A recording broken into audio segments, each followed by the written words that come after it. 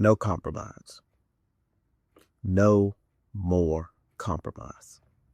Matthew chapter 6, verse 24 simply says, "No man can serve two masters, for either he will hate the one and love the other, or else you will hold to the one and despise the other. You cannot serve God and mammon." And now Romans chapter 1, verse 25, who changed the truth of God into a lie, and worshipped and served the creature more than the Creator, who is blessed forever. We cannot serve God and mammon.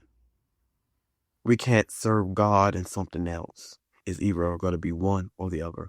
The time for compromise is over. And it comes down all of our road. It comes down all of our street. Because we all have sinned. We all have struggled with something or currently struggle with something. But my friend, is it God or is it that sin? Is it God or is it that addiction? Is it God or is it this thing or this person? This is the day that we must choose who we will serve. Who are we going to put number one in our lives? Because it becomes so easy, even if sometimes it's even unintentional. We put our significant other, we put a loved one, or we put our job or our school, or it's so easy to put something or someone above God. But the time is now. We can't continue to compromise. Sometimes we justify things. Some things that we do, we know we're doing on purpose. Even sometimes we ignore the convictions that God sent us. We're doing stuff that we ain't got no business doing. Let's just be honest. We all have had those moments where we're just doing something we ain't got no business doing. But the time for compromise is over. We can't continue to walk in sin and think that we're walking right with God. As children of light, as children of God, we cannot have fellowship with darkness. It's not that we are segregated from the world, but we're separate from the world. We're different. We have to stand out, be set apart.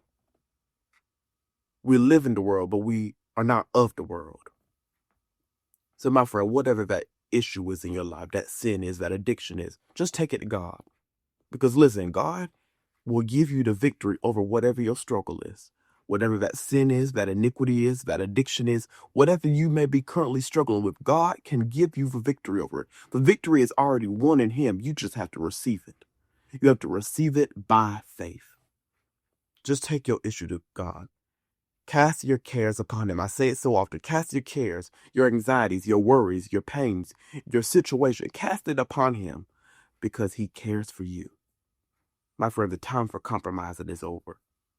We become so easily distracted by the things of the world. Like the scripture says, we start worshiping and serving the creation rather than the Creator. But the time is now. This is not coming across your page for no reason. It's not coming across to you for no reason. The time is now. Whatever it is that you may be struggling with, whatever it is that you may have put before or ahead of God, the time is now. I want to leave you with an analogy. I've said it before on Ministry Minute. There's a big field, a big piece of land. One side is God's side, one side is Satan's side, and in the middle there's a fence. Are you on the fence today? Because what if I told you that the fence was the devil's too? The time for being on the fence is over. The time for compromising, having one foot in the things of God and one foot out. One foot in the church and one foot out of the church.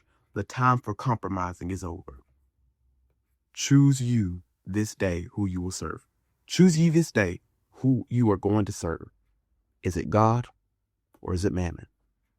Choose wisely.